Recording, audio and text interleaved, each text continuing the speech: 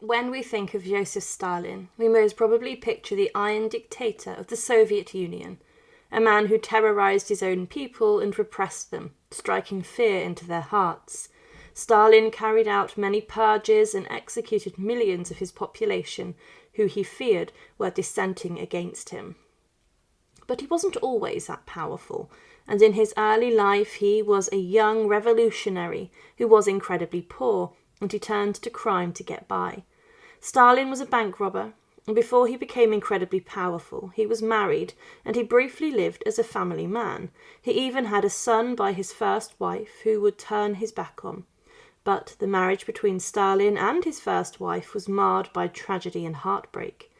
His first wife's death changed Stalin's life, and her story is one which is little known in the history books. But what happened following her death was shocking. And to support, please make sure to subscribe. Ekatarine Svanidze, known by her nickname Kato, was born in 1880 in Georgia, then part of the Russian Empire. She came from a humble family of Georgian peasants, but had connections to the world of revolutionaries. Her family, the Svanidzes, were sympathetic to radical politics and had relatives who were active in underground socialite groups. Kato was described by those who knew her as gentle, devout, and kind-hearted. She was religious, devoted to her family, and had none of the ruthlessness that would later characterize her husband's life. In contrast to Stalin, whose early years were shaped by hardship, violence, and political struggles, Kato offered stability, warmth, and affection. Joseph Stalin, then still known by his birth name, Joseph Dugashvili, was born in 1878 in Gori, Georgia. By the early 1900s, he was already a committed revolutionary, deeply involved with the Marxist circles and the growing Bolshevik movement led by Vladimir Lenin. Stalin lived much of his early life in hiding, moving between safe houses and taking part in underground meetings. It was during this turbulent time that he met the Svanidze family. Kato's brother, Alexandra, was one of Stalin's close friends and fellow revolutionaries. Through him, Stalin was introduced to the family and to Kato. The young Stalin was not the cold, hardened dictator he would later become.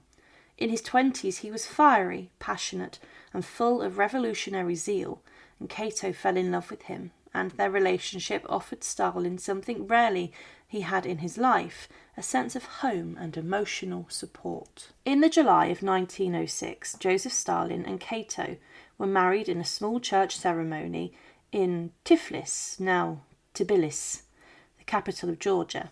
Despite his revolutionary atheism, Stalin agreed to a Christian wedding out of respect for Kato's religious beliefs. Friends later recalled how genuinely happy the couple seemed on their wedding day, with Stalin smiling and relaxed in a way that few would ever see again. The couple soon had a child, a son named Yakov, born in 1907, and for a brief period, Stalin tried to live as a husband and a father. The family moved into a modest home, and according to accounts from relatives, Kato adored her son and doted on her husband. For Stalin, who had grown up in a broken home with an abusive father, this was his first real taste of family life. Yet his revolutionary activities never allowed him to fully settle.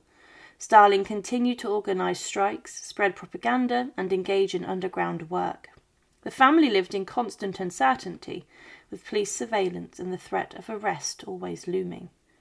In the late 1907, tragedy struck the young family. Kato fell gravely ill with typhus, a disease that spread easily in the poor and unsanitary conditions of the time. Medical care was limited, and despite the family's efforts, her condition worsened rapidly. On November 22, 1907, at just the age of 22, Kato died. She left behind her husband and their infant son. Her funeral was small, an intimate affair, and Stalin was said to have been devastated by her death. Friends who attended recalled that he threw himself into her grave in grief, sobbing uncontrollably. According to later stories, Stalin declared, "This creature softened my heart of stone. She died, and with her died my last warm feelings for humanity." It's difficult to know how literally to take these words, but they reveal the depth of his loss. Stalin, who would later be known as the man of iron will and cruelty, was at that moment a broken, grieving widower. At the funeral, Kato's body was placed inside of an open coffin, and a small collection of mourners, including her husband, came to pay their respects. Kato was surrounded by flowers and was dressed in a black dress. Her arms were clasped around her middle, and the flowers were everywhere, symbolising that she was a tragic young victim of death. At the top of the coffin, by her head, stood Stalin, who looked ominously into the open coffin and wept throughout. It was said that Stalin was so overcome by grief that his friends took his gun away from him.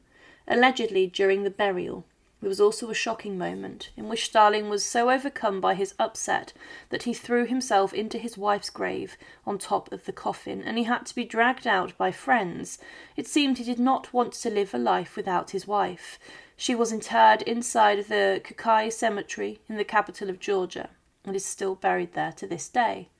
After Kato's death, Stalin found himself unable, or perhaps unwilling, to care for his infant son, Yakov. He left the child with Kato's relatives, who raised him. Stalin would later have a distant and difficult relationship with Yakov, who grew up to become an officer in the Red Army. During the Second World War, Yakov was captured by the Germans, and when the Nazis offered to exchange him for a German general, Stalin famously refused, saying, "I do not trade soldiers for soldiers," and Yakov later died in a German prisoner of war camp under tragic circumstances. The strained relationship perhaps reflected the emotional scar left by Kato's death. Stalin never became a nurturing father and struggled to form close bonds with his children in later life. Historians offer points to Kato's death as a turning point in Stalin's personality. Before, he had shown flashes of warmth, humour and affection. Afterwards, he became noticeably harder, more ruthless and emotionally distant. Of course, Stalin was already committed to a revolutionary path, and his rise within the Bolshevik movement was driven by politics and ambition, but the loss of Kato seemed to remove any lingering softness in his character. The man who once could be moved to tears became the man who would oversee purges, famines, and the deaths of millions. It's striking to think the dictator who ruled with terror once wept at the grave of his young wife. Her brief presence in his life reminds us that even the most infamous figures of history are shaped by personal love and loss. The life and death of Kato is a small but deeply human story within the vast history of the Soviet Union. She, Ekatarine, was married to a young revolutionary in Georgia. She offered Stalin warmth, stability and love, and her early death in 1907 left him heartbroken, and by his own admission, changed the way he related to humanity.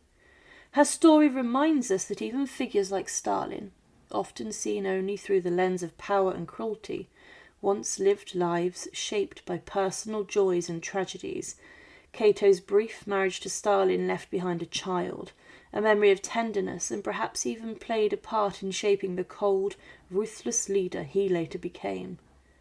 Though she is remembered mostly in connection with Stalin, she deserves recognition as a person in her own right, a young Georgian woman, deeply religious, kind-hearted, and tragically taken by illness at just 22 years of age. Her death marked the end of Stalin's short experience of family happiness, and may well have set him on the darker path that history remembers. Thank you for watching, and to support our channel, please make sure to subscribe. And once again, thank you so much for watching.